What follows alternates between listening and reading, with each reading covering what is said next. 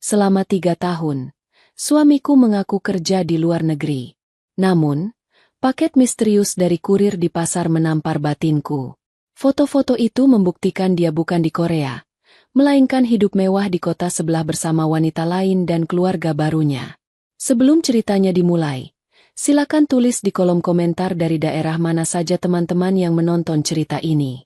Dan dengar cerita sambil aktivitas apa? Nyapu, ngepel, tiduran, atau rebahan? Yuk kita simak ceritanya. Udara pagi di Bandara Soekarno-Hatta terasa begitu dingin, seolah menusuk hingga ke tulang sumsum sari. Namun, rasa dingin itu tak sebanding dengan kekosongan yang mulai merambat di hatinya. Di hadapannya, Rian berdiri gagah dengan jaket tebal yang baru dibeli kemarin sore di pasar grosir. Koper besar berwarna hitam berdiri kokoh di sampingnya, berisi harapan-harapan yang mereka susun bersama selama berbulan-bulan. "Bu, jaga diri baik-baik di rumah, ya," ucap Rian sambil menggenggam kedua tangan Sari erat-erat. Matanya menatap tajam, seolah ingin meyakinkan istrinya bahwa perpisahan ini hanyalah sementara. "Aku pergi bukan untuk senang-senang. Ini demi kamu, demi anak-anak, demi melunasi semua utang keluarga kita." Sari mengangguk pelan, menahan air mata yang sudah menggenang di pelupuk matanya agar tidak tumpah. Ia tidak ingin suaminya berangkat dengan hati yang berat. "Iya, yah, kamu juga hati-hati di sana. Jangan telat makan. Ingat, kerja di Korea itu keras. Jangan memaksakan diri kalau badan lagi nggak enak." Di samping Sari, kedua anak mereka, Budi yang berusia 7 tahun dan Sinta yang baru berusia 4 tahun, memeluk kaki ayahnya erat-erat. Mereka belum sepenuhnya mengerti mengapa ayah mereka harus pergi jauh. Namun suasana haru di antara kedua orang tua mereka membuat anak-anak itu ikut menangis. "Bapak jangan lama-lama ya," rengek Sinta dengan suara serak. Rian berjongkok, menyamakan tingginya dengan kedua buah hatinya. Ia mengusap kepala mereka dengan lembut, memberikan senyuman terbaik yang ia punya.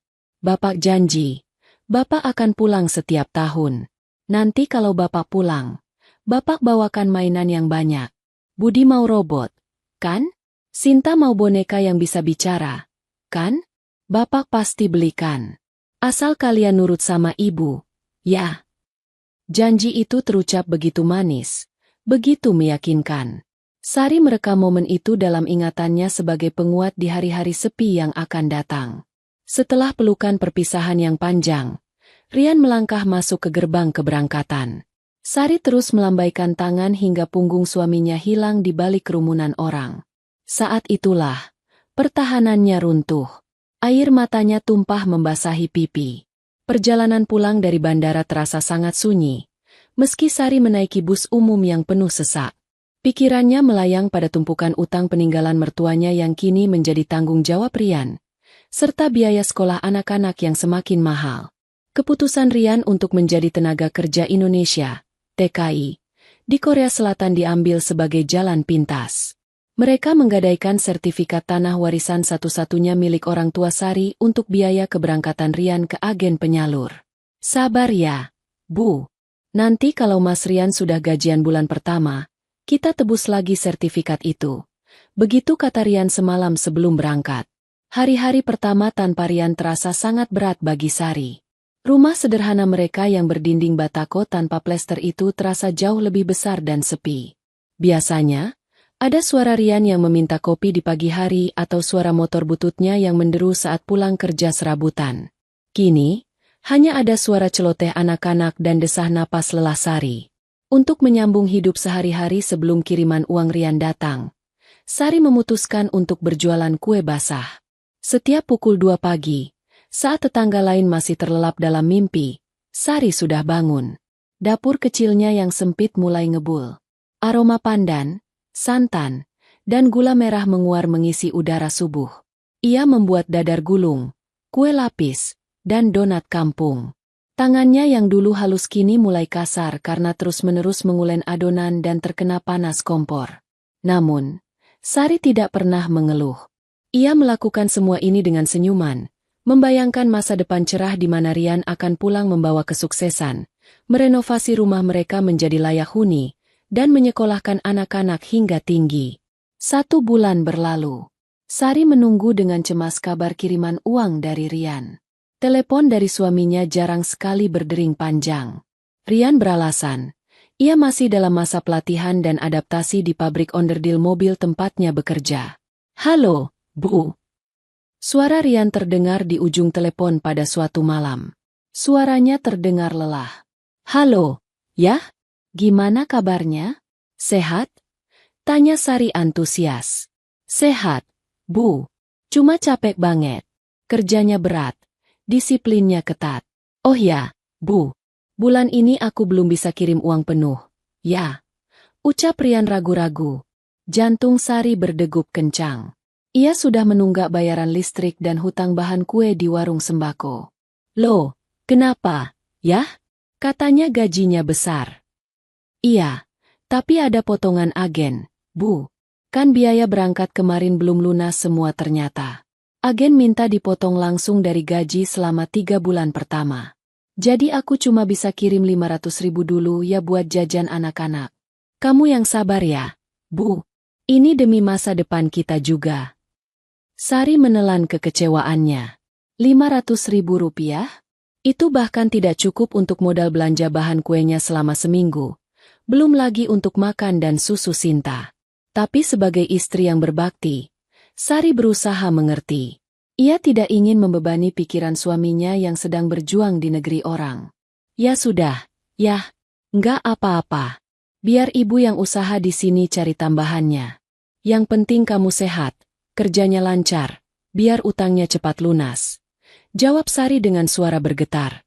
Bulan kedua dan ketiga pun tak jauh berbeda. Selalu ada alasan tentang potongan asuransi, biaya tempat tinggal asrama, atau uang makan yang mahal karena Rian tidak cocok dengan makanan kantin pabrik. Sari harus banting tulang lebih keras. Ia mulai menerima pesanan nasi kotak untuk acara-acara kecil di kampung, menambah jam kerjanya hingga larut malam. Terkadang, saat tubuhnya remuk redam setelah seharian bekerja, Sari menatap foto pernikahan mereka yang tergantung miring di dinding ruang tamu. Wajah Rian di foto itu tersenyum lebar. Aku kuat. Yah, aku kuat. Bisik Sari pada dirinya sendiri, menyeka keringat di dahinya. Ia tidak tahu bahwa ini hanyalah awal dari ujian panjang yang akan menggerogoti kesetiaannya.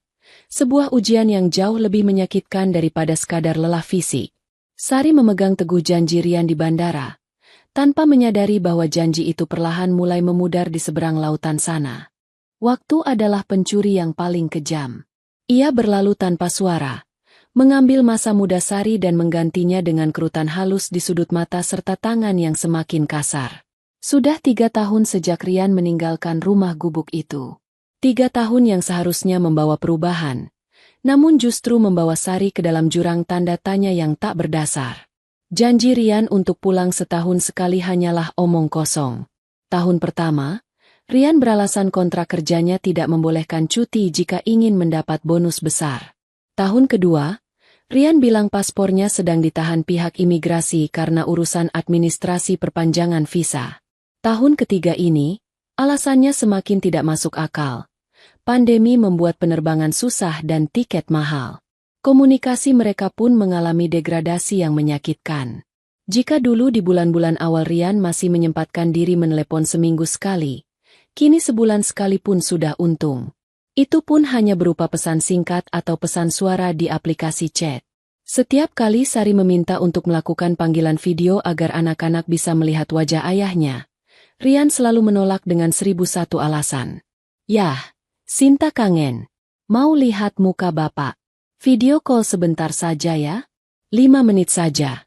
Pinta Sari suatu sore melalui pesan suara, saat Sinta sedang demam dan terus memanggil nama ayahnya. Balasan Rian baru masuk 4 jam kemudian. Hanya berupa teks pendek. Nggak bisa, Bu. Kamera HP-ku rusak jatuh pas kerja di pabrik kemarin.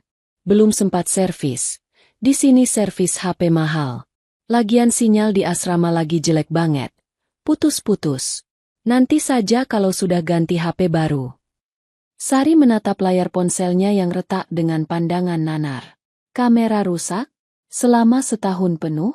Apakah masuk akal seseorang bekerja di negara maju seperti Korea tidak mampu membeli ponsel baru atau sekadar memperbaiki kamera? Hati kecil Sari mulai berteriak, memberikan sinyal bahwa ada sesuatu yang tidak beres. Namun, rasa percayanya pada Rian dan ketakutannya untuk berburuk sangka selalu berhasil menepis keraguan itu. Sari adalah wanita desa yang polos. Baginya suami adalah imam yang tidak mungkin berbohong. Sementara itu, kondisi ekonomi Sari tidak mengalami peningkatan yang signifikan seperti yang dibayangkan para tetangga. Kiriman uang Rian memang ada, tapi jumlahnya tidak pernah menetap dan tidak pernah, wah. Rian bilang biaya hidup di sana naik, dan ia sedang menabung di rekening Bank Korea agar nanti saat pulang bisa langsung beli tanah. Sari hanya menerima jatah bulanan sekadar cukup untuk makan dan sekolah anak, tidak lebih. Rumah mereka masih sama, gubuk setengah tembok dengan atap seng yang bocor di sana-sini saat hujan deras. Motor butut Rian yang dulu ditinggalkan kini makin sering mogok. Kondisi ini menjadi santapan empuk bagi mulut-mulut tajam tetangga sekitar. Di kampung itu, kesuksesan seorang TKI diukur dari seberapa cepat rumahnya direnovasi menjadi tingkat 2 atau seberapa kinclong motor baru yang dibelikan untuk istrinya. Suatu pagi, saat Sari sedang belanja sayuran di tukang sayur keliling, ia mendengar bisik-bisik yang sengaja dikeraskan. Jeng, lihat tuh si Sari, ucap Bu Yati, tetangga sebelah rumah yang terkenal paling update soal gosip kampung. Ia menyenggol lengan ibu-ibu lain. Suaminya kan sudah 3 tahun di Korea. Masa rumahnya masih kayak kandang ayam begitu? Lihat tuh bajunya Sari. Daster itu lagi. Daster itu lagi. Jangan-jangan suaminya di sana bukan kerja di pabrik, tapi jadi gembel. Ibu-ibu lain tertawa kecil, menutup mulut mereka dengan tangan. Atau jangan-jangan suaminya sukses, tapi uangnya nggak dikirim ke istri. Tahu sendiri kan, laki-laki kalau jauh dari istri, apalagi di luar negeri, banyak godaan.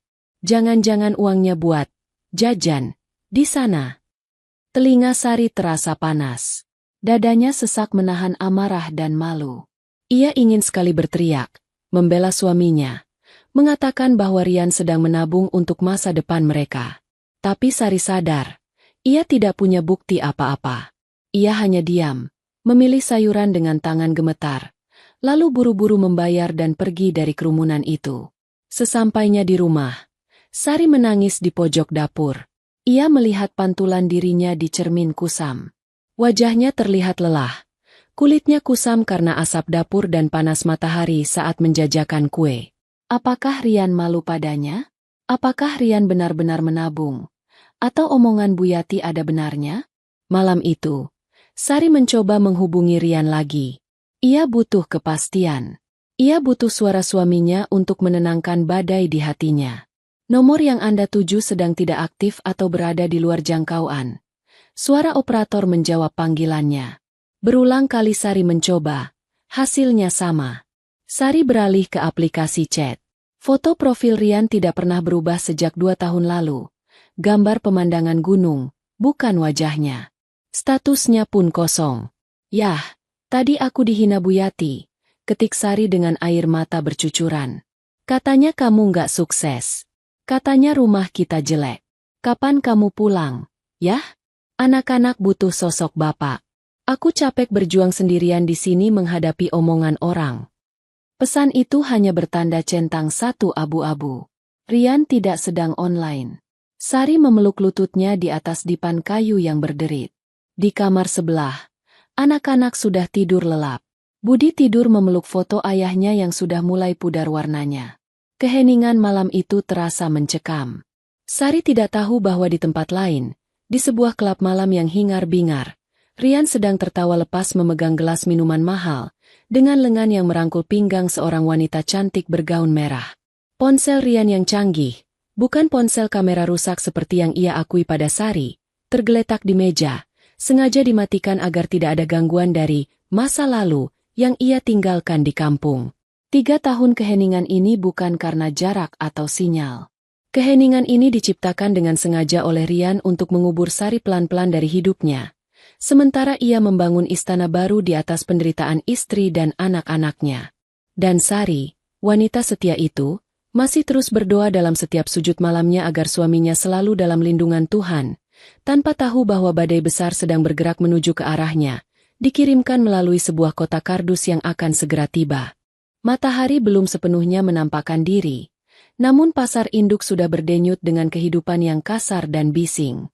Aroma amis ikan, bau busuk sampah sayuran yang membusuk, dan keringat manusia bercampur menjadi satu udara pengap yang setiap pagi harus dihirup oleh Sari.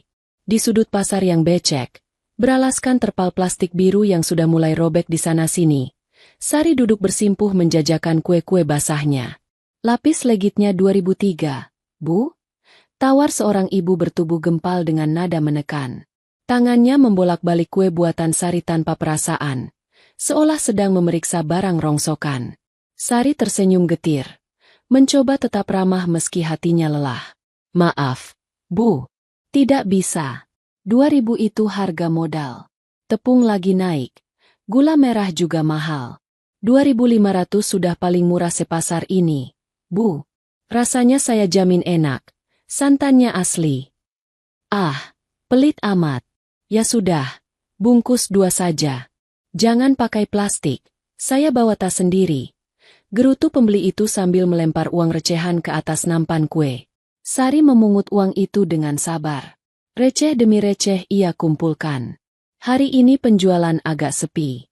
Sudah pukul 9 pagi, namun tampah kuenya masih tersisa separuh. Bayangan wajah Budi yang meminta sepatu baru karena sepatu lamanya sudah jebol di bagian jempol kembali menghantui pikiran Sari. Sepatu itu harganya mungkin tidak seberapa bagi orang lain, tapi bagi Sari, itu berarti ia harus menjual ratusan kue dadar gulung. Keriuhan pasar semakin menjadi-jadi ketika para kuli panggul berteriak meminta jalan. Sari mengusap peluh di dahinya dengan ujung kerudung yang sudah kusam warnanya. Ia baru saja hendak menata ulang susunan donat kampungnya ketika sebuah bayangan gelap jatuh menutupi lapaknya. Sari mendongak, mengira ada pembeli yang datang memborong. Namun, sosok yang berdiri di depannya bukanlah ibu-ibu yang hendak belanja sayur. Seorang pria berperawakan tegap, mengenakan jaket kulit hitam yang terlihat terlalu bagus dan bersih untuk ukuran pasar becek ini, berdiri menjulang. Helm full face kaca gelap masih terpasang di kepalanya, menyembunyikan wajahnya dengan sempurna. Aura pria itu terasa asing dan mengintimidasi. Permisi. Suara pria itu terdengar berat dan datar dari balik helm. Apakah benar ini dengan Ibu Sari? Istri dari Bapak Rian. Jantung Sari seakan berhenti berdetak sesaat. Nama Rian disebut. Pikiran buruk langsung menyergap kepalanya. Apakah Rian kecelakaan di pabrik? Apakah Rian sakit keras? Atau apakah Rian meninggal dunia? Keringat dingin mulai mengucur di punggung Sari. Tangannya gemetar saat meletakkan penjepit kue. Iya, Mas. Saya Sari. Ada apa ya? Ada kabar apa tentang suami saya? Tanya Sari dengan suara tercekat. Matanya menatap nanar ke arah kaca helm yang gelap itu, mencoba mencari sorot mata si pembawa pesan. Pria itu tidak langsung menjawab. Ia menoleh ke kanan dan ke kiri, seolah memastikan tidak ada orang yang terlalu memperhatikan interaksi mereka. Gerak-geriknya mencurigakan, seperti seorang agen rahasia atau seseorang yang sedang melakukan transaksi terlarang. Pasar memang ramai, tapi keramaian itu justru membuat mereka tidak terlalu diperhatikan orang lain yang sibuk dengan urusan perut masing-masing. Pria itu kemudian merogoh tas selempang yang ia bawa. Ia mengeluarkan sebuah kotak kardus berukuran sedang, kira-kira seukuran kotak sepatu, namun dibungkus sangat rapi dengan lakban coklat berlapis-lapis. Tidak ada nama pengirim, tidak ada resi pengiriman dari ekspedisi manapun. Hanya ada tulisan spidol hitam tebal di atasnya. Untuk Sari, pribadi. Ini titipan penting buat Mbak Sari, ucap kurir misterius itu sambil menyodorkan kotak tersebut. Suaranya merendah, hampir seperti berbisik, memaksakan Sari untuk memajukan tubuhnya agar bisa mendengar. Sari menerima kotak itu dengan tangan gemetar. Bobotnya lumayan berat. Ini apa, Mas? Dari siapa? Dari Mas Rian. Kurir itu menggeleng pelan, atau setidaknya helmnya bergerak ke kiri dan kanan sedikit. Saya hanya disuruh mengantar. Pengirimnya tidak mau disebutkan namanya. Tapi, Mbak. Pria itu mendekatkan wajahnya sedikit ke arah Sari, memberikan penekanan yang membuat bulu kuduk Sari meremang. Saran saya, Jangan dibuka di sini. Jangan dibuka di depan orang lain. Bawa pulang. Buka sendirian di kamar saat sepi. Ini menyangkut masa depan Mbak dan suami Mbak. Kata-kata itu menghantam dada Sari seperti palu godam. Jangan dibuka di sini. Menyangkut suami Mbak. Kalimat itu mengandung ancaman sekaligus peringatan yang mengerikan. Sari ingin bertanya lebih banyak, menuntut penjelasan siapa yang menyuruhnya. Tapi pria itu sudah membalikkan badan. Tunggu, Mas. Mas. Panggil Sari setengah berteriak. Namun pria itu melangkah cepat. Kakinya yang panjang melompati genangan air pasar dengan tangkas, lalu menghilang di balik kerumunan orang-orang yang berdesakan. Sari berdiri terpaku, memeluk kotak kardus itu erat-erat di dadanya seolah kotak itu adalah bom waktu yang bisa meledak kapan saja. Perasaan Sari menjadi tidak karuan. Ia tidak bisa lagi fokus berjualan. Setiap mata yang memandangnya di pasar seolah-olah sedang mengawasi kotak yang ia pegang. Apakah ini berisi narkoba? Apakah Rian terlibat masalah hukum? Atau apakah ini potongan tubuh? Pikiran-pikiran liar yang mengerikan berputar di kepala Sari, dipicu oleh banyaknya berita kriminal yang sering ia dengar dari televisi tetangga. Sari memutuskan untuk pulang lebih awal. Ia membereskan dagangannya dengan tangan yang masih gemetaran. Beberapa kue yang belum laku ia masukkan kembali ke dalam wadah plastik besar dengan asal-asalan, membuat bentuknya sedikit penyok. Tapi ia sudah tidak peduli. Prioritasnya sekarang adalah kotak ini. Perjalanan pulang dari pasar ke rumahnya yang berjarak sekitar 2 kilometer terasa seperti perjalanan terpanjang dalam hidupnya. Sari berjalan kaki menyusuri gang-gang sempit kampung. Setiap kali ada motor yang lewat di dekatnya, ia menyentakkan bahu kaget, mendekap kotak itu semakin erat. Jantungnya berdebar begitu kencang hingga ia bisa mendengar detaknya sendiri di telinga. Beradu dengan suara bising jalanan. Ia merasa diawasi. Rasanya seperti ada mata-mata di balik jendela rumah tetangga, atau seseorang yang mengikutinya dari belakang. Sari mempercepat langkahnya, setengah berlari, mengabaikan sapaan beberapa tetangga yang berpapasan dengannya. Sari, kok tumben sudah pulang jam segini? Kuenya habis. Tanya Bu RT yang sedang menyapu halaman. Sari hanya mengangguk cepat tanpa menoleh. Iya, Bu. Duluan ya, Bu. Sakit perut. Ia berbohong agar tidak ditanya macam-macam. Napasnya memburu. Pikirannya hanya tertuju pada satu hal. Sampai di rumah, kunci pintu, dan buka kotak itu. Kotak yang menurut kurir misterius tadi adalah titipan penting tentang suaminya. Sesampainya di depan rumah gubuknya, Sari buru-buru membuka kunci pintu kayu yang sudah lapuk. Ia masuk, lalu segera menutupnya kembali dan menguncinya rapat-rapat. Bahkan menambahkan slot kayu di bagian atas pintu untuk memastikan tidak ada yang bisa masuk tiba-tiba. Rumah sedang sepi. Budi sedang sekolah, dan Sinta dititipkan di rumah neneknya, orang tua Sari, yang letaknya tak jauh dari sana. Keheningan rumah yang biasanya membuat Sari kesepian, kini justru terasa mencekam. Sinar matahari masuk melalui celah-celah genteng kaca, menciptakan garis-garis cahaya yang menerangi debu-debu beterbangan. Sari meletakkan kotak itu di atas meja makan kecil yang taplaknya sudah bolong kena rokok Rian dulu. Ia menatap kotak itu lekat-lekat. Kotak kardus coklat polos itu tampak begitu biasa, namun aura yang dipancarkannya begitu kelam. Sari menelan ludah, tenggorokannya terasa kering kerontang. Tangannya terulur menyentuh permukaan lakban. Dingin. Bismillah. Bisik Sari lirih. Rasa penasaran bercampur ketakutan berperang hebat di dalam batinnya. Apakah ia siap mengetahui isinya? Apakah ia siap jika isi kotak ini akan mengubah hidupnya selamanya? Tapi rasa cinta dan kekhawatirannya pada Rian mengalahkan segalanya. Jika Rian dalam bahaya, Sari harus tahu. Sari melangkah ke dapur, mengambil pisau dapur kecil yang biasa ia gunakan untuk mengiris bawang. Ia kembali ke meja makan, menarik kursi plastik, dan duduk menghadap kotak itu. Napasnya tertahan. Ujung pisau mulai menyentuh lakban pembungkus. Suara seret saat lakban teriris terdengar begitu nyaring di ruangan yang sunyi itu. Seolah-olah suara itu adalah lonceng pembuka babak baru dalam kehidupan Sari yang penuh penderitaan. Suara irisan lakban itu berhenti. Sari meletakkan pisau di atas meja, lalu menggunakan kedua tangannya untuk membuka tutup kardus. Bau kertas dan aroma parfum mahal yang asing seketika menyeruak keluar dari dalam kotak, menggantikan bau apek rumah tua itu. Aroma itu manis, menyengat, dan sangat berkelas, bukan aroma yang biasa Sari cium di lingkungan kampungnya. Sari menahan napas. Matanya mulai menelusuri isi kotak tersebut. Tidak ada potongan tubuh, tidak ada narkoba, dan tidak ada uang. Benda pertama yang ia ambil adalah sebuah amplop tebal berwarna putih gading dengan tekstur kertas yang mewah. Di bagian depannya tertulis dengan tinta emas, Rian Monica. Tangan Sari gemetar hebat saat memegang amplop itu. Ia membukanya perlahan. Sebuah undangan. Undangan pesta ulang tahun mewah yang diadakan di sebuah ballroom hotel bintang 5. Rian Monica? Gumam Sari. Suaranya bergetar. Siapa Monica? Mengapa nama suaminya bersanding dengan nama wanita lain di undangan semewah ini? Otaknya berusaha menyangkal. Mungkin ini Rian yang lain. Nama Rian kan banyak. Batinnya mencoba menghibur diri.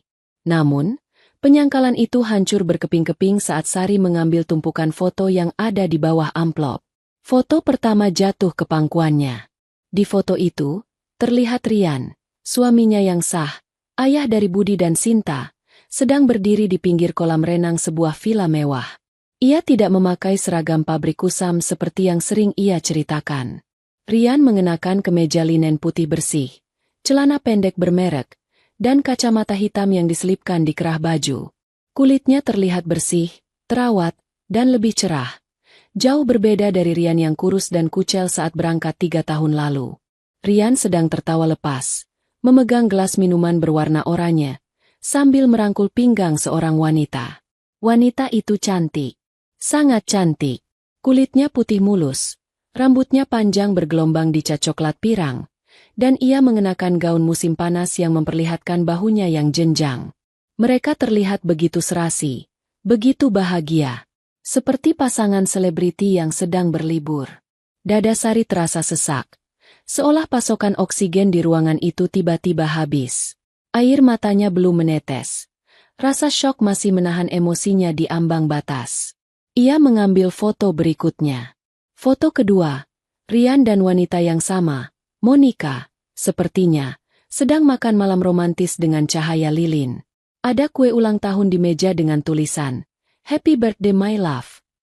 Rian menyuapkan kue ke mulut wanita itu. Tatapan mata Rian di foto itu. Tatapan penuh cinta yang dulu pernah ia berikan pada Sari saat awal menikah, namun kini telah hilang entah kemana. Tangan Sari beralih ke benda lain di dalam kotak. Sebuah bundel kertas yang dijepit klip besi. Itu adalah struk belanja dan mutasi rekening koran. Mata Sari membelalak melihat angka-angka yang tertera di sana. Tas Louis Vuitton, 28 juta rupiah. Jam tangan Rolex, Secon, 85 juta rupiah. Makan malam di Sky Bar, 3.500.000 rupiah. Tanggal yang tertera di struk itu adalah bulan lalu. Bulan yang sama ketika Rian menelepon Sari sambil menangis, mengatakan bahwa ia sedang sakit gigi tapi tidak punya uang untuk ke dokter, sehingga Sari harus mengirimkan uang 200.000 hasil jualannya agar Rian bisa beli obat pereda nyeri. Bohong, desis Sari. Bibirnya mulai bergetar hebat. Kamu bohong. Yah, kamu bilang kamu susah di sana. Kamu bilang kamu makan mie instan setiap hari. Sari merasa mual. Perutnya bergejolak hebat melihat bukti-bukti kemewahan itu. Uang 28 juta untuk sebuah tas? Jumlah itu bisa digunakan untuk merenovasi rumah mereka yang hampir roboh. Bisa untuk biaya sekolah Budi sampai lulus SMA. Dan Rian menghabiskannya dalam sekejap mata untuk wanita lain. Sementara Sari di sini harus berdebat dengan pembeli hanya demi untung 500 rupiah. Namun, hantaman paling keras belum tiba. Di dasar kotak, ada sebuah bingkai foto kecil yang terbalik. Sari membalikannya dengan jari yang terasa dingin seperti es. Foto itu memperlihatkan Rian sedang menggendong seorang bayi yang masih merah. Bayi itu dibalut kain bedong mahal berwarna biru muda. Di samping Rian, wanita itu, Monica, tersenyum lemah tapi bahagia, berbaring di ranjang rumah sakit yang terlihat seperti kamar VIP hotel. Tetapi bukan bayi itu yang membuat dunia Sari runtuh sepenuhnya. Bukan pula senyum Rian yang terlihat begitu bangga menjadi ayah baru. Melainkan latar belakang foto tersebut. Di jendela kamar rumah sakit yang besar itu, terlihat jelas pemandangan kota di luar. Ada sebuah tugu yang sangat ikonik, menjulang tinggi dengan puncak emas berbentuk lidah api. Monumen Nasional. Jakarta. Sari membeku. Waktu seolah berhenti berputar. Otaknya yang sederhana namun tajam segera menyusun potongan-potongan fakta itu menjadi sebuah kebenaran yang mengerikan. Selama ini, Rian bilang dia di Korea. Dia bilang dia kedinginan saat musim salju. Dia bilang dia kepanasan saat musim panas di pabrik Daegu. Dia mengeluh tentang makanan kimchi yang asam. Dia mengeluh tentang bahasa yang sulit dimengerti. Tapi foto itu tidak bisa berbohong. Monas tidak ada di Korea. Monas ada di Jakarta. Hanya beberapa jam perjalanan dari desa mereka.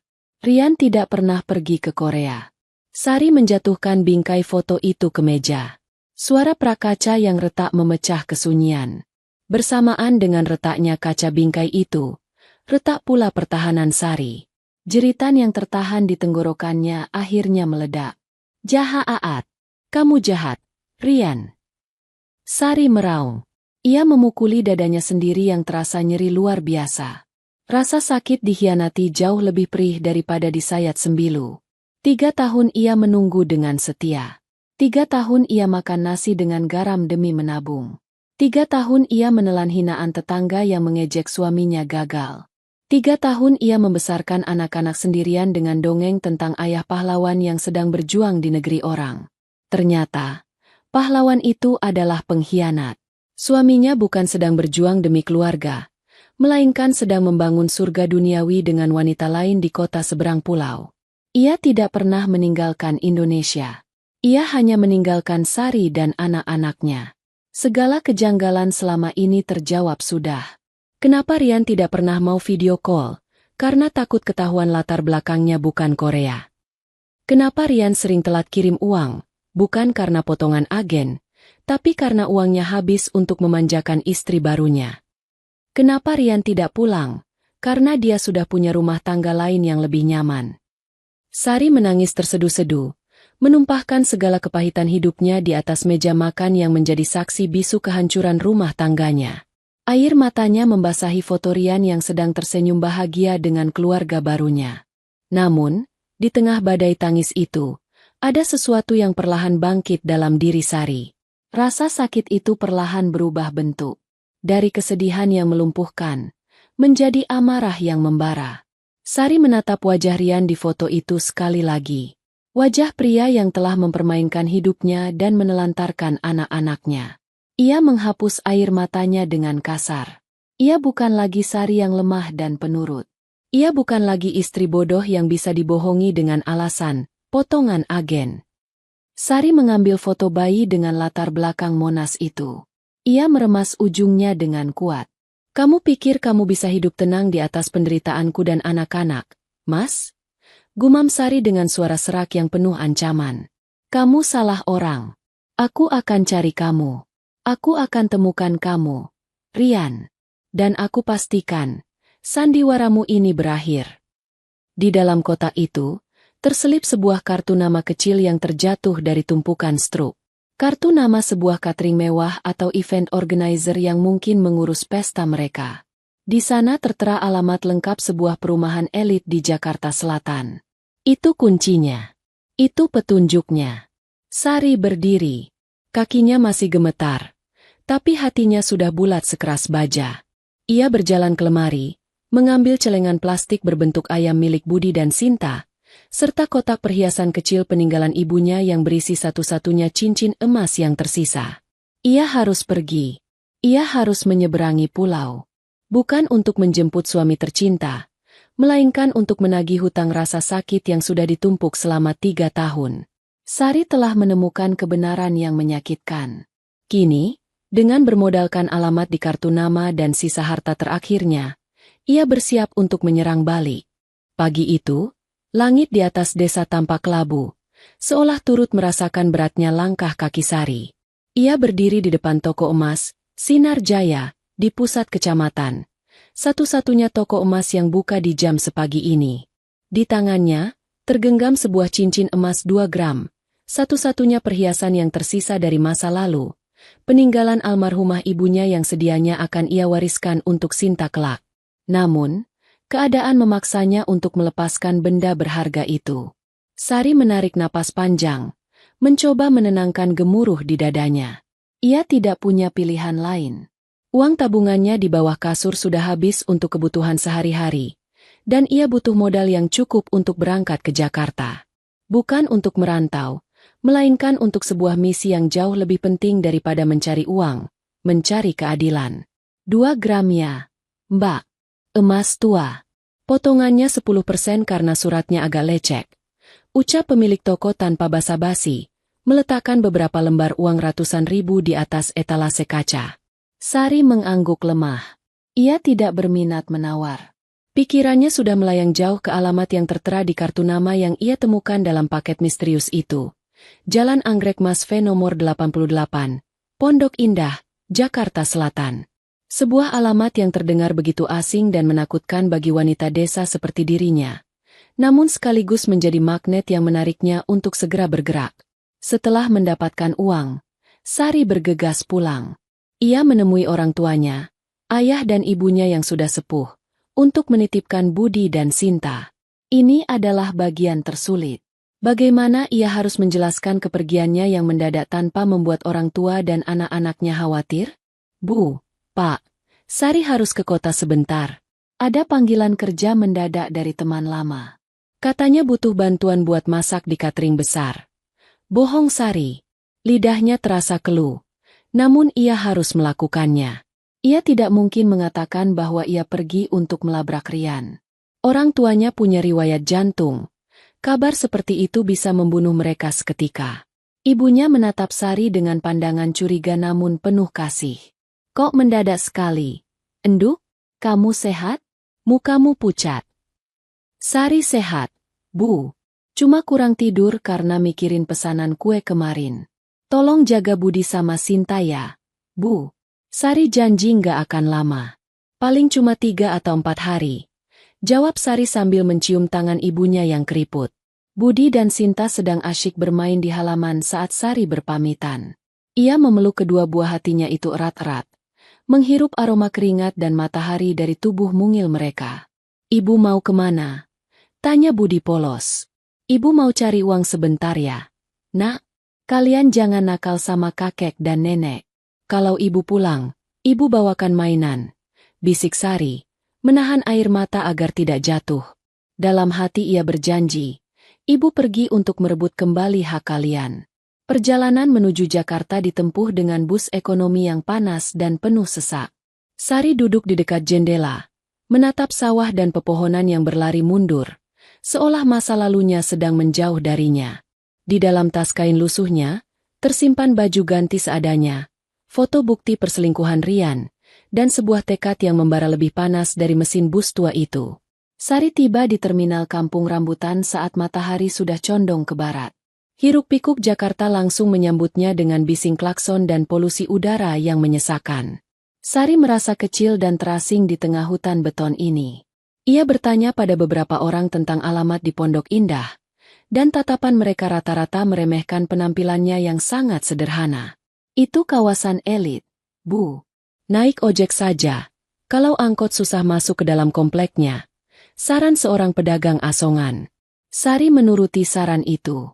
Ia menyewa ojek pangkalan dengan tawar-menawar yang alot. Sepanjang perjalanan di atas motor, Sari melihat pemandangan yang semakin lama semakin kontras dengan desanya. Gedung-gedung tinggi menjulang membelah langit. Mobil-mobil mengkilap berseliweran, dan lampu-lampu jalan mulai menyala terang benderang. Ketika motor ojek mulai memasuki kawasan perumahan Pondok Indah, Sari ternganga. Rumah-rumah di sini bukan sekadar tempat tinggal, melainkan istana. Pagar-pagar tinggi yang kokoh, taman-taman yang terawat rapi, dan satpam yang berjaga di setiap pos. Jantung Sari berdegup kencang. Di sinikah suaminya tinggal? Di tempat semewah ini? Sementara ia dan anak-anaknya tidur beralaskan tikar tipis jika hujan bocor? Nomor 88. Nah, ini dia, Bu. Tukang ojek berhenti di depan sebuah rumah berlantai 2 dengan arsitektur Mediterania yang megah. Pagar besinya berwarna hitam dengan ukiran emas, menjulang setinggi 2 meter, menutupi sebagian besar pandangan ke dalam. Sari turun dari motor dengan kaki gemetar. Ia membayar tukang ojek itu lalu berdiri mematung di seberang jalan, bersembunyi di balik pohon besar agar tidak terlihat oleh satpam rumah itu. Rumah itu tampak sedang sibuk. Ada janur kuning melengkung di dekat gerbang, tapi bukan tanda pernikahan, melainkan hiasan pesta ulang tahun. Lampu-lampu hias melilit pilar-pilar rumah. Beberapa mobil mewah mulai berdatangan, menurunkan tamu-tamu berpakaian necis. Mata Sari menyapu halaman rumah yang luas itu. Dan di sanalah ia melihatnya. Terparkir gagah di samping sebuah mobil sedan merah. Sebuah SUV hitam mengkilap. Sari mengenali plat nomornya dari foto yang dikirimkan dalam paket misterius itu. Itu mobil Rian. Mobil yang dibeli dengan uang yang seharusnya menjadi hak Budi dan Sinta. Hati Sari terasa seperti diremas tangan tak kasat mata. Ia melihat bayangan dirinya di kaca spion sebuah motor yang parkir tak jauh darinya. Wajah kusam, kerudung yang sudah pudar warnanya, dan sandal jepit yang tipis. Ia sadar, jika ia masuk sekarang dengan penampilan seperti ini, ia akan langsung diusir oleh satpam sebelum sempat bertemu Rian. Ia akan dianggap pengemis. Sari mundur perlahan. Ia tidak boleh gegabah. Ia butuh rencana. Matanya menangkap sebuah mobil box bertuliskan, Cahaya Catering, yang baru saja parkir di pintu samping rumah mewah itu. Beberapa petugas berseragam oranye turun sambil menggotong peralatan makan. Sebuah ide gila melintas di benak Sari. Ia harus masuk ke sana, bukan sebagai tamu, tapi sebagai bayangan yang tak terlihat. Sari merogoh tasnya, mengambil sisa uang hasil jual cincin. Ia berjalan mendekati warung kelontong kecil di ujung jalan komplek. Bu, numpang tanya, di sini ada tempat mandi umum atau masjid? Saya mau ganti baju. Tanya Sari pada pemilik warung. Setelah membersihkan diri di toilet masjid terdekat dan mengganti bajunya dengan kemeja putih polos yang ia bawa, baju terbaik yang ia miliki, meski agak kekecilan, Sari melangkah kembali ke arah rumah itu dengan tatapan yang berbeda. Tidak ada lagi keraguan. Yang ada hanyalah dinginnya dendam seorang istri yang dikhianati. Ia berjalan menuju pintu samping tempat mobil catering tadi parkir, siap menyusup ke dalam kandang singa. Kesibukan di area dapur dan pintu samping rumah mewah itu menjadi keuntungan bagi Sari. Para petugas catering tampak kewalahan. Tumpukan piring kotor mulai menggunung, dan beberapa pelayan tampak berlarian panik karena kekurangan tenaga untuk membawa nampan minuman ke area taman belakang tempat pesta berlangsung.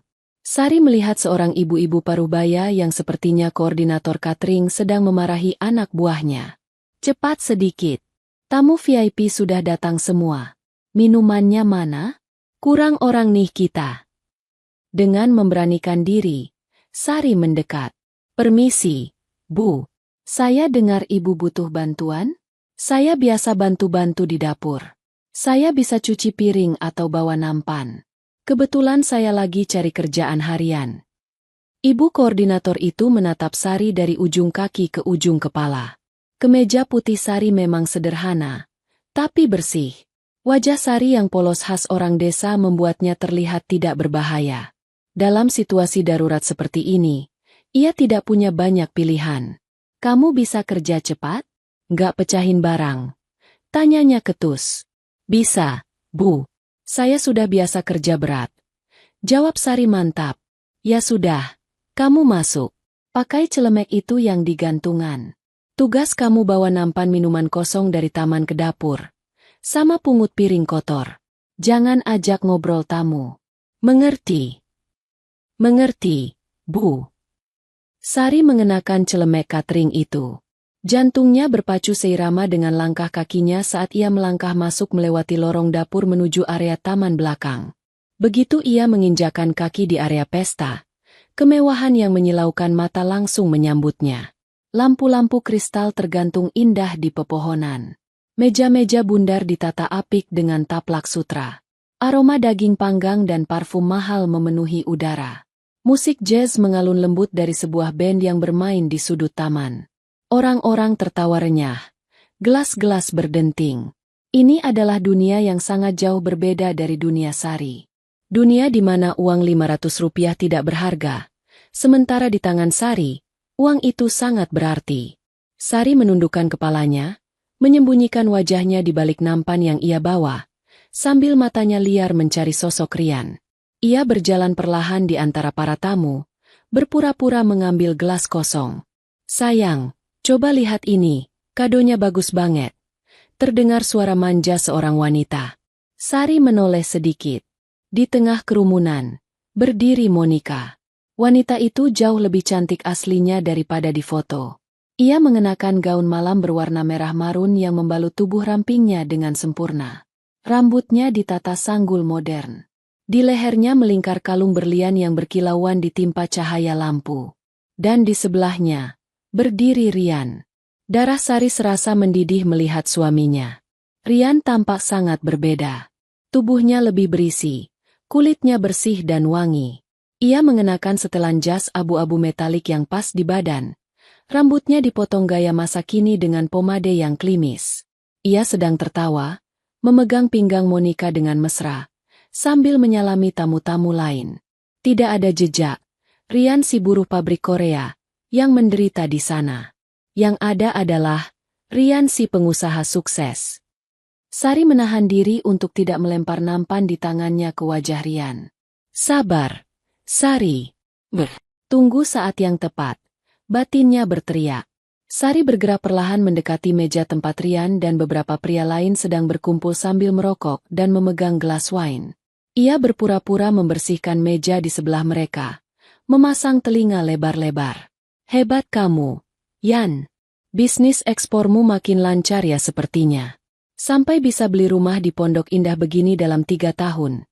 Puji salah seorang teman Rian, pria gemuk berkacamata. Rian tertawa. Tawa yang dulu sangat Sari rindukan, kini terdengar seperti suara iblis di telinganya. Ah, biasa saja, bro. Rezeki anak istri. Namanya juga usaha. Kuncinya kerja keras dan pintar cari peluang. Istri kamu, Monica, juga cantik banget. Beruntung banget kamu. Dulu katanya kamu lajang lama ya sebelum ketemu Monica. Tanya teman yang lain. Tangan Sari yang sedang mengelap meja berhenti bergerak. Ia menunggu jawaban Rian. Iya, jawab Rian enteng, tanpa beban sedikit pun. Gue memang selektif banget. Gue nggak mau asal pilih. Sebelum ketemu Monica, gue fokus bangun karir dulu. Pas sudah mapan, baru berani melamar anak orang kaya. Hahaha. Kebohongan itu meluncur begitu mulus dari mulutnya. Sari meremas kain lap di tangannya hingga buku-bukunya memutih. Lajang? Selektif? Lalu aku siapa? Budi dan Sinta siapa? Sampah? Tapi, Yan, sela teman yang lain. Gue denger gosip dari anak-anak kampung halaman lu. Katanya lu pernah nikah di desa? Bener nggak sih? Suasana hening sejenak. Sari menahan napas. Ini saatnya kejujuran, pikirnya. Namun harapan itu sia-sia. Rian mendengus meremehkan, lalu menyesap minumannya. Ah, itu kesalahan masa lalu, bro. Biasa. Zaman muda. Bodoh. Cewek kampung yang gak tahu diri. Gue cuma kasihan sama dia dulu. Keluarganya miskin. Banyak utang. Gue bantu-bantu dikit. Malah ngelunjak minta dinikahin. Ujung-ujungnya cuma jadi benalu. Kerjanya cuma minta duit. Minta duit terus. Padahal gue di sini kerja banting tulang. Makanya gue tinggalin. Gak level lah sama kehidupan gue sekarang. Benalu. Cewek kampung gak tahu diri. Gak level. Kata-kata itu menghujam jantung Sari lebih tajam dari pisau belati manapun. Air mata yang sejak tadi ia tahan akhirnya mendesak keluar. Namun kali ini bukan air mata kesedihan. Itu adalah air mata kemarahan yang memuncak. Panas. Membakar. Sari ingat bagaimana ia bangun jam 2 pagi untuk membuat kue. Ia ingat bagaimana ia rela makan nasi sisa agar anak-anak bisa makan telur. Ia ingat bagaimana ia menjual cincin ibunya demi bisa sampai ke sini. Dan Rian menyebutnya benalu? Rian melanjutkan bualannya. Untungnya gue ketemu Monica. Dia wanita berkelas, pinter, dan yang paling penting, dia dan keluarganya yang modalin bisnis gue awal-awal sampai gue bisa sukses kayak gini. Monica itu penyelamat gue dari cewek kampung itu. Sari tidak bisa menahan diri lagi. Cukup sudah. Sandiwara ini harus diakhiri sekarang juga. Ia meletakkan nampan kotor itu dengan kasar di atas meja, menimbulkan suara brak yang cukup keras hingga membuat Rian dan teman-temannya terlonjak kaget. Minuman di gelas mereka tumpah sedikit. Hei, pelayan! Hati-hati dong kalau kerja. Kamu mau saya pecat? Bentak Rian dengan wajah merah padam. Matanya melotot ke arah pelayan yang berani mengganggu percakapannya.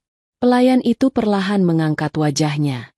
Ia melepas masker yang menutupi separuh wajahnya, lalu menatap lurus tepat ke manik mata Rian. Mata Rian membelalak.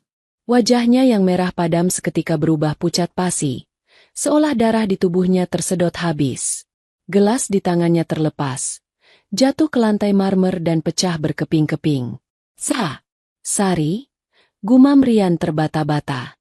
Suaranya hampir tak terdengar, seperti tikus yang terperangkap. Sari tersenyum. Senyuman yang dingin dan mengerikan. Halo, Mas Rian. Apa kabar? Katanya lagi kerja keras di Korea? Kok Korea panas banget ya sampai kamu keringetan begitu lihat? Benalu, ini datang. Keheningan seketika menyelimuti lingkaran kecil itu. Teman-teman Rian saling pandang bingung. Musik masih mengalun, tamu lain masih tertawa. Tapi bagi Rian, dunia baru saja runtuh menimpa kepalanya. Istri yang ia pikir bodoh dan penurut itu kini berdiri di hadapannya, di tengah istana kebohongannya, siap untuk membakar semuanya hingga menjadi abu. Rian tertangkap basah. Pesta mewah itu akan segera berubah menjadi arena pengadilan bagi sang pengkhianat. Bagaimana reaksi Monica saat mengetahui keberadaan Sari? Suara pecahan gelas kristal yang jatuh ke lantai marmer itu seolah menjadi lonceng pembuka bagi sebuah pertunjukan drama yang sesungguhnya. Musik jazz yang semula mengalun lembut perlahan berhenti, karena para pemain band di sudut taman menyadari adanya ketegangan yang tidak biasa di meja VIP. Para tamu undangan yang berada di sekitar meja Rian mulai menoleh, berbisik-bisik penasaran melihat seorang pelayan catering berani menatap tuan rumah dengan sorot mata yang begitu tajam. Rian berdiri mematung. Wajahnya yang tadi merah padam karena marah kini memucat seperti mayat. Bibirnya bergerak-gerak tanpa suara, berusaha merangkai kata penyangkalan, namun lidahnya keluh. Sosok di depannya ini terlalu nyata untuk dianggap hantu. Itu Sari, istrinya, ibu dari anak-anaknya yang ia telantarkan di kampung. Sari, desis Rian lagi, kali ini dengan nada ketakutan yang nyata. Kenapa kamu bisa ada di sini? Kenapa, Mas? Kaget. Sari menjawab dengan suara tenang, namun setiap katanya terdengar menekan dan penuh wibawa. Ia melepas celemek catering yang kotor itu dan melemparnya ke lantai, tepat di dekat sepatu mengkilap Rian. Kamu kaget karena, Benalu, yang kamu ceritakan tadi ternyata punya kaki untuk menyusulmu sampai ke istanamu ini. Rian panik. Ia melihat sekeliling. Teman-temannya menatapnya dengan pandangan bertanya-tanya. Reputasinya sebagai pengusaha muda yang sukses dan lajang sedang dipertaruhkan. Otak liciknya bekerja cepat. Ia harus menyingkirkan Sari sebelum Monica datang, sebelum semuanya hancur. Satpam, keamanan, teriak Rian tiba-tiba. Suaranya melengking sumbang. Ia menunjuk wajah Sari dengan jari gemetar. Tolong bawa wanita gila ini keluar. Dia orang gila. Dia menyusup masuk mau minta sumbangan dan mengacaukan pesta. Cepat bawa dia pergi. Dua orang satpam bertubuh kekar yang berjaga di pinggir taman segera berlari mendekat. Sari tidak bergeming sedikit pun. Ia berdiri tegak, menatap Rian dengan tatapan jijik yang mendalam. Jangan sentuh aku, bentak Sari ketika seorang satpam hendak memegang lengannya. Suaranya lantang menggelegar, membuat langkah satpam itu terhenti. Sari kemudian menatap Rian kembali. Kamu mau mengusirku, Mas? Kamu sebut aku orang gila? Setelah 3 tahun aku menunggumu, merawat anak-anakmu, dan membayar utang-utang keluargamu, ini balasanmu. Keributan itu akhirnya memancing perhatian Monica.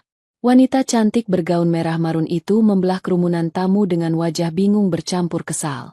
"Ada apa ini, sayang?" tanya Monica sambil memegang lengan Rian.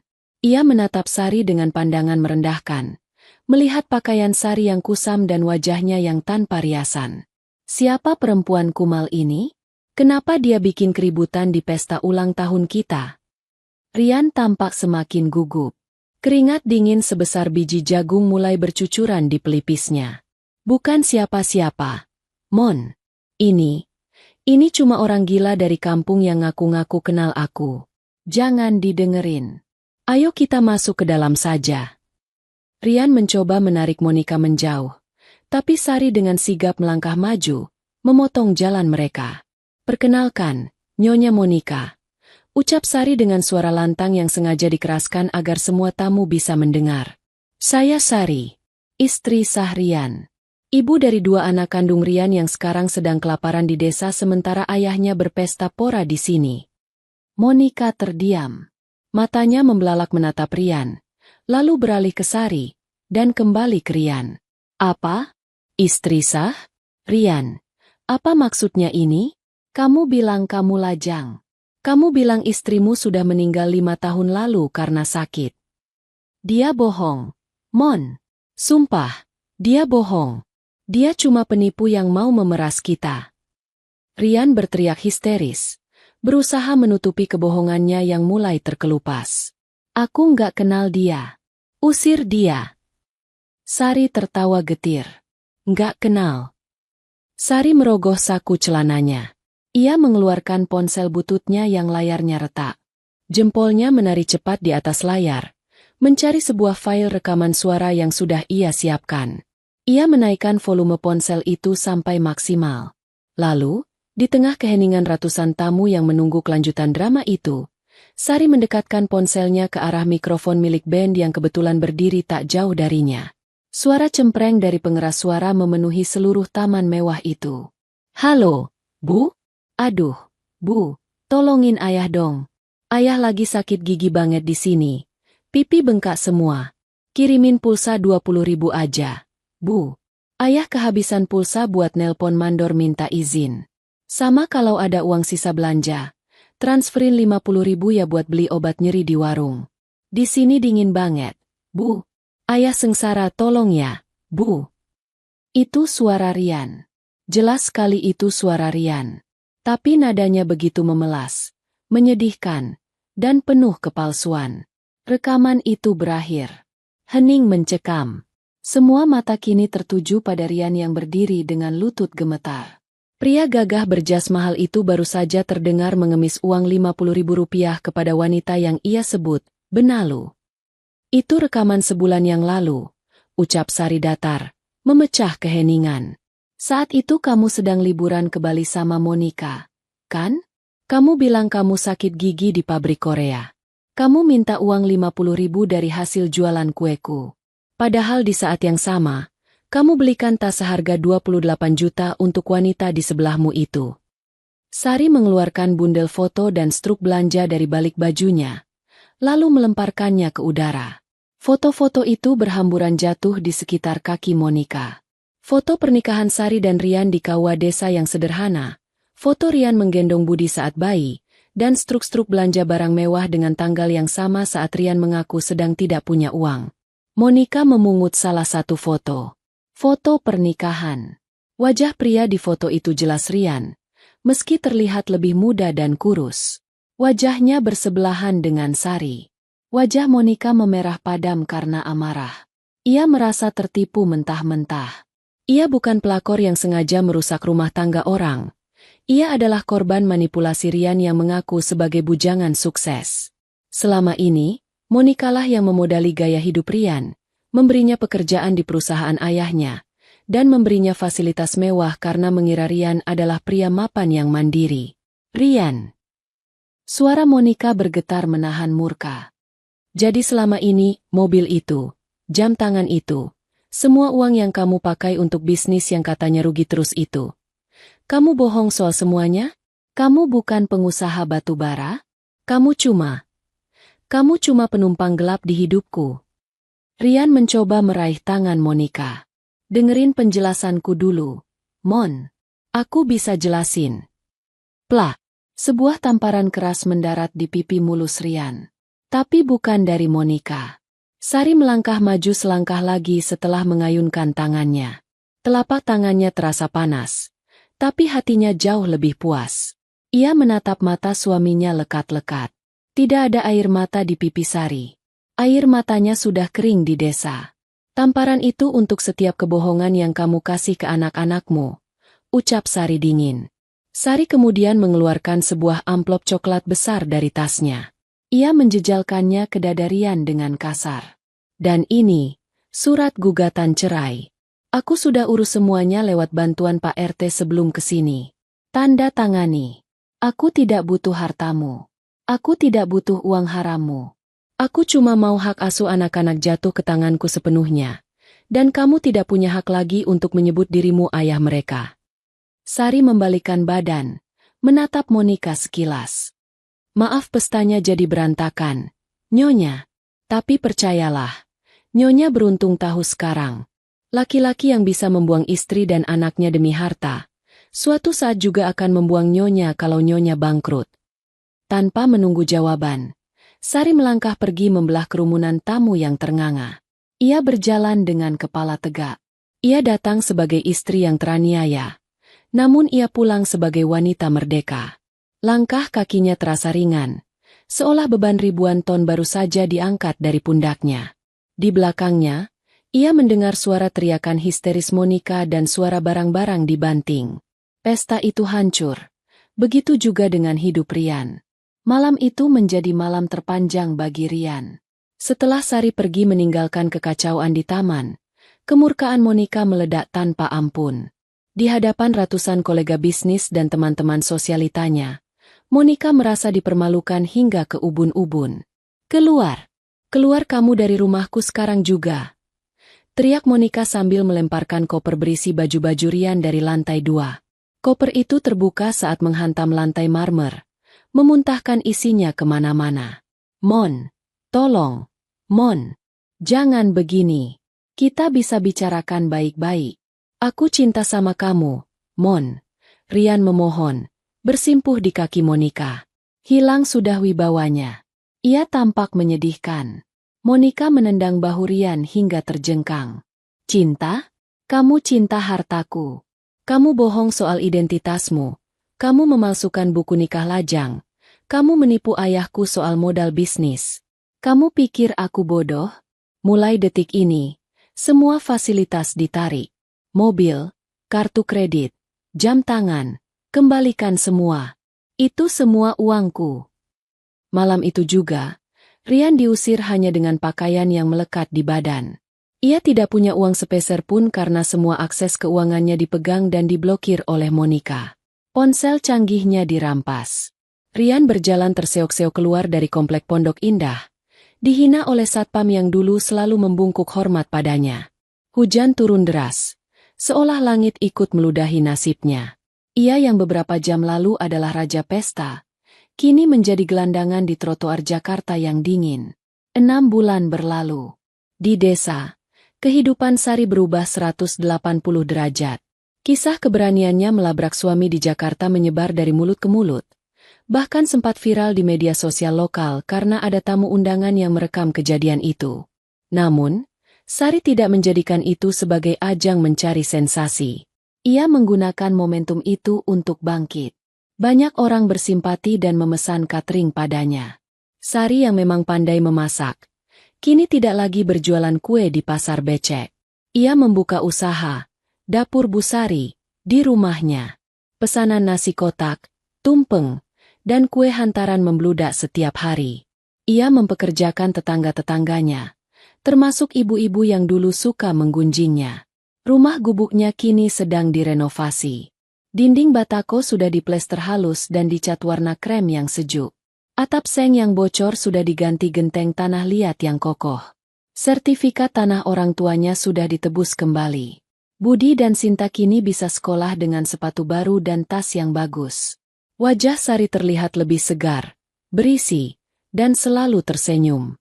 Aura kecantikannya yang dulu tertutup penderitaan kini bersinar kembali. Suatu sore yang cerah, sebuah angkot berhenti di depan rumah Sari yang baru. Seorang pria kurus, dekil, dengan rambut gondrong tak terurus turun dari angkot. Ia mengenakan kaos partai yang sudah sobek di bagian ketiak dan celana jeans yang kumal.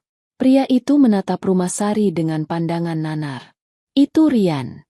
Setelah diusir Monica, Rian sempat mencoba bertahan hidup di Jakarta, tapi tanpa ijazah tinggi dan tanpa koneksi, karena semua teman kayanya menjauh setelah tahu kedoknya. Ia hanya bisa menjadi kuli panggul di pasar. Ia tidur di emperan toko. Akhirnya, karena tidak kuat lagi, ia memutuskan pulang kampung dengan menumpang truk sayur, berharap Sari masih mau menerimanya. Rian melangkah ragu memasuki halaman rumah. Ia melihat Sinta sedang bermain boneka di teras. "Sinta!" panggil Rian lirih. Sinta menoleh. Bocah itu mengerutkan kening, tidak mengenali sosok gembel di depannya. "Siapa ya?" "Ini Bapak." "Nak, Bapak pulang," ucap Rian dengan mata berkaca-kaca, merentangkan tangan ingin memeluk. Sinta mundur ketakutan. "Bukan. Bapakku kerja di Korea. Kamu orang gila." Sinta berlari masuk ke dalam rumah sambil berteriak memanggil ibunya. "Ibu, ada orang gila di depan." Sari keluar dari dapur sambil mengelap tangannya di celemek bersih. Ia tertegun sejenak melihat sosok pria di halaman rumahnya. Butuh beberapa detik baginya untuk mengenali bahwa pria kurus kering berbau apek itu adalah mantan suaminya yang dulu begitu sombong. "Sari, Dik Sari." Rian bersimpuh di tanah. "Maafkan aku. Aku salah. Aku hilaf. Monica jahat. Dia usir aku. Aku sadar sekarang. Cuma kamu istri yang paling baik. Izinkan aku kembali. Sari, demi anak-anak." Sari menatap Rian tanpa emosi. Tidak ada lagi rasa benci. Yang ada hanya rasa kasihan seperti melihat kucing yang sekarat. Hatinya sudah mati untuk pria ini. "Maaf, Mas. Tidak ada tempat untukmu di sini," jawab Sari tenang. "Anak-anak sudah bahagia. Mereka sudah lupa punya bapak yang tega menelantarkan mereka demi wanita lain. Tapi aku bapaknya. Aku berhak tinggal di sini. Ini rumahku juga." Rian mulai meninggikan suara. Tabiat aslinya yang manipulatif muncul kembali karena panik. "Rumah ini dibangun dengan keringatku dan doa orang tuaku. Tidak ada sepeser pun uangmu di sini. Uangmu habis untuk foya-foya di Jakarta," balas Sari tegas. "Pergilah, sebelum warga melihat dan mengusirmu paksa. Kamu tahu kan betapa bencinya warga sini sama kamu." Belum sempat Rian menjawab, suara sirine mobil polisi terdengar mendekat. Mobil patroli berhenti tepat di depan pagar. 2 orang polisi turun dan menghampiri Rian. "Saudara Rian? Anda kami tangkap," ucap salah satu polisi sambil mengeluarkan borgol. Rian terbelalak. "Salah saya apa, Pak? Saya cuma mau ketemu istri saya." "Ada laporan dari Ibu Monica di Jakarta atas dugaan pemalsuan dokumen negara, penipuan, dan penggelapan dana perusahaan sebesar 2 miliar rupiah. Anda buron selama 2 bulan ini. Ikut kami ke kantor polisi." Kaki Rian lemas. Ia ambruk saat tangan besinya diborgol. Ia menatap Sari, memohon pertolongan lewat matanya. "Sari, tolong aku." Sari hanya menggeleng pelan, lalu membalikan badan masuk ke dalam rumah dan menutup pintu rapat-rapat. Ia memeluk Sinta dan Budi yang mengintip dari balik jendela. Dari balik kaca, mereka melihat Rian diseret masuk ke mobil polisi, disaksikan oleh tetangga-tetangga yang bersorak mencemooh.